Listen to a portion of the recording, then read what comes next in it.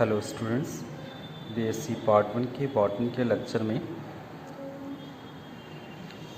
पिछले वीडियो में हमने बात की थी ईस्ट स्टार्ट किया था। उसके स्ट्रक्चर के बाद क्लासिफिकेशन, अकुरेंस और उसके स्ट्रक्चर के बारे में पढ़ा। इसी श्रृंखला में पढ़ते हैं ईस्ट में रिप्रोडक्शन के मेथड्स।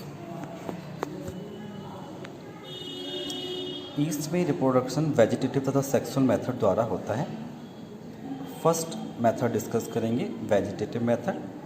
वेजिटेटिव मेथड की जो फर्स्ट टाइप है वो है बाई बडिंग, जो हिंदी में बोलते हैं मुकुलन द्वारा। इस मेथड में पेरेंट सेल के एक पोल पर या उसके पास आउटग्रोथ का निर्माण होता है, जिसे बड कहते हैं। बड के विकसित होने के बाद सेल का न्यूक्लियस डिवाइड होता है और दोनों डॉटर न्यूक्लियाई में से एक न्यूक्लियस बड में आ जाता है और धीरे धीरे बड के साइज में वृद्धि होती है और फाइनली यह बड पेरेंट सेल से अलग हो जाती है। जिस स्थान पर बड पेरेंट सेल से लगी होती है उसके डिटैच होने के बाद एक बड स्कार वहाँ पर बन जाता है। स्कार से मतलब निशान या धब्बा।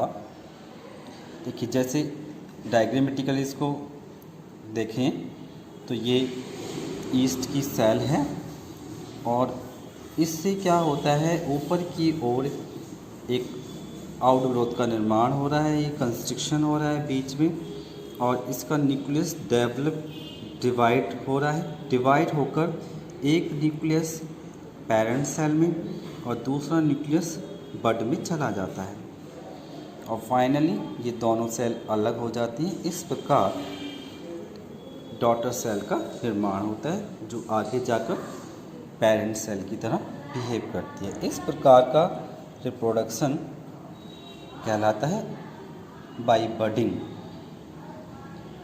ऐसे ही सेकंड टाइप का वेजिटेटिव रिप्रोडक्शन है बाई फिशन, विखंडन द्वारा। फिशन सेल डिवीजन का एक सिंपल प्रोसेस है जिसमें पेरेंट सेल कंस्ट्रक्शन द्वारा दो डॉटर सेल में डिवाइड हो जाती है। सबसे पहले पेरेंट सेल की लंबाई में वृद्धि होती है, मतलब कह सकते हैं इलोंगेट करती है, और उसके बाद इसके न्यूक्लियस में इंट्रा न्यूक्लियर डिवीज़न होता है। मतलब न्यूक्लियर मेम्ब्रेन नहीं टूटती, जितने भी डेवलपमेंट्स होते हैं वो न्यूक्लियस के अंदर ही होते हैं, इसको इंट्रा न्यूक्लियर बोल देते हैं। और सेल के मध्य भाग से कंस्ट्रक्शन स्टार्ट हो जाता है, वो कंस्ट्रिक्टेड हो जाती है, संकुचित हो जाती है और संकुचित भाग में एक सेप्टम का निर्माण होता है और इस प्रकार एक पेरेंट सेल दो डॉटर सेल में डिवाइड हो जाती है।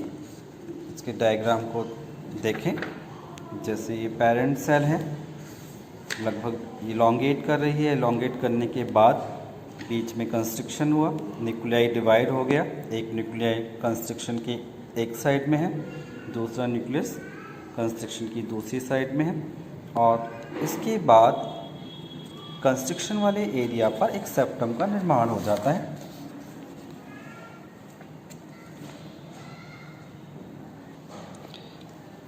और इसी सेप्टम से दोनों सेल्स अलग हो जाती हैं। इस प्रकार हमें एक सेल से दो डॉटर सेल प्राप्त हो जाती हैं। ये दोनों डॉटर सेल्स आगे जाकर पेरेंट सेल की तरह बिहेव करती हैं और लाइफ साइकिल को रिपीट करती हैं। नेक्स्ट टाइप है बाई एंडोस्पोर, जिसे अंतःबीजाणु बोलते हैं हिंदी में। एक्चुअल में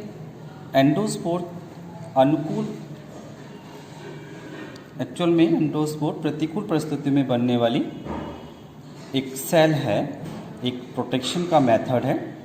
इसको रिप्रोडक्शन में इसलिए पढ़ा जाता है क्योंकि वो सेल यदि अपने आप को प्रोटेक्ट नहीं करती तो वो ख़त्म हो चुकी होती, इसलिए दोबारा से वो रीजनरेट करती है। इसलिए हम इसको सेक्सुअल रिप्रोडक्शन के मेथड में इसको रिप्रोडक्शन के मेथड में पढ़ लेते हैं। तो प्रतिकूल परिस्थितियों में ईस्ट सेल नष्ट होने से बचने के लिए एंडोस्पोर बना लेती है। इस प्रोसेस में सेल का प्रोटोप्लाज्म 4 यूनिन्यूक्लियर खंडों में विभाजित हो जाता है। प्रत्येक सेगमेंट के चारों ओर एक थिक वॉल का निर्माण होता है। यह संरचना एंडोस्पोर कहलाती है। अनुकूल वातावरण आने पर प्रत्येक सेल बडिंग द्वारा नई सेल बना लेती है। इस प्रकार एंडोस्पोर द्वारा जो पेरेंट सेल होती है उसे प्रोटेक्शन मिलता है। ये 3 टाइप के वेजिटेटिव रिप्रोडक्शन होते हैं ईस्ट में। इसके बाद बात करेंगे सेक्सुअल रिप्रोडक्शन। ईस्ट में स्पेसिफिक सेक्स ऑर्गन्स का अभाव होता है और वेजिटेटिव सेल डायरेक्ट गैमेटेंजियम के रूप में काम करती है। गुइलेरमॉन्ट 1940 के अनुसार ईस्ट में निम्न 3 प्रकार की लाइफ साइकिल पाई जाती हैं। फर्स्ट टाइप है हैप्लोबायोटिक लाइफ साइकिल।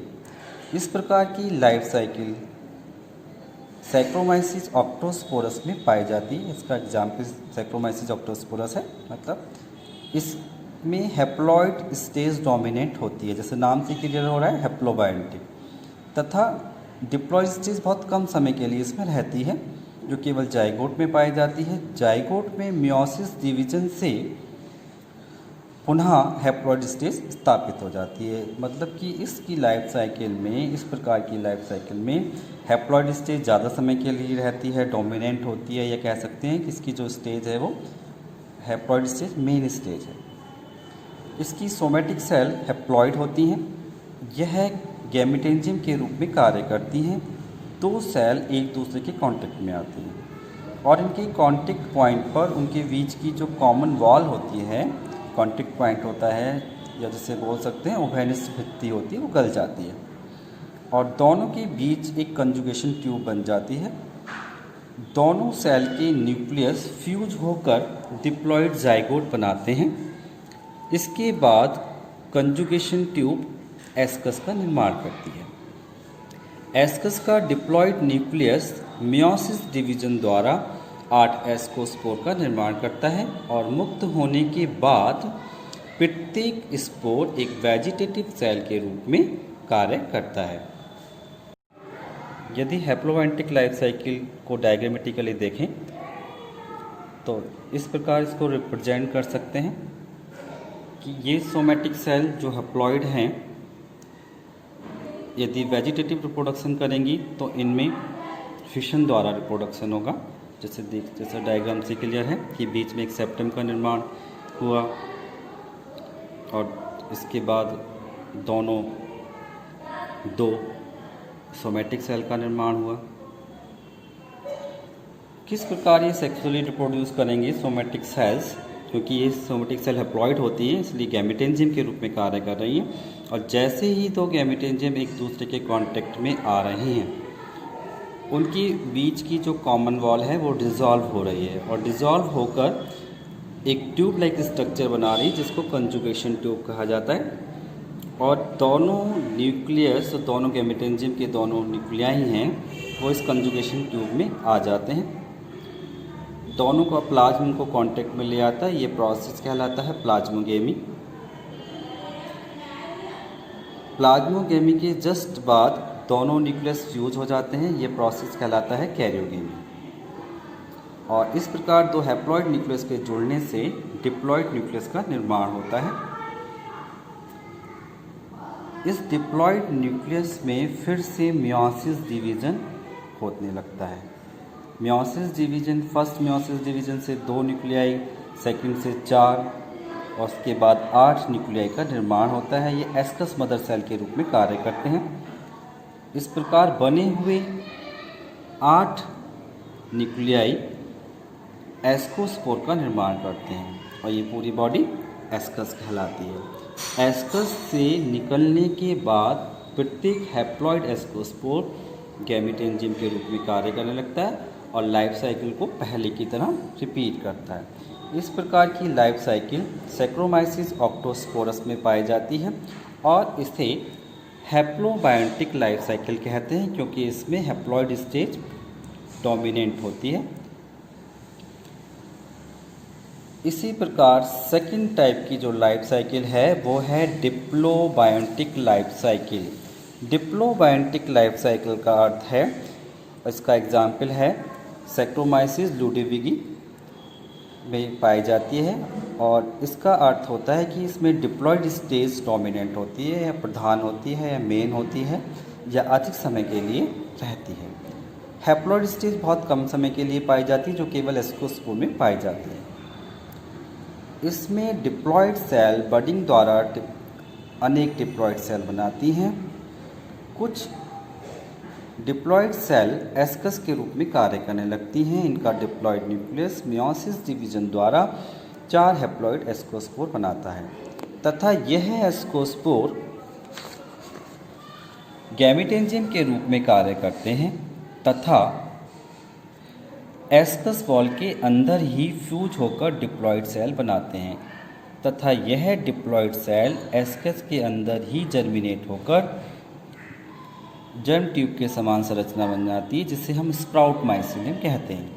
यह एस्कस वॉल से बाहर निकलकर बडिंग द्वारा अनेक डिप्लॉयड सेल बनाने लगता है। तो ये इस प्रकार की लाइफ साइकिल कहलाती है डिप्लोबायोटिक लाइफ साइकिल। इसको डायग्रामेटिकली देखें।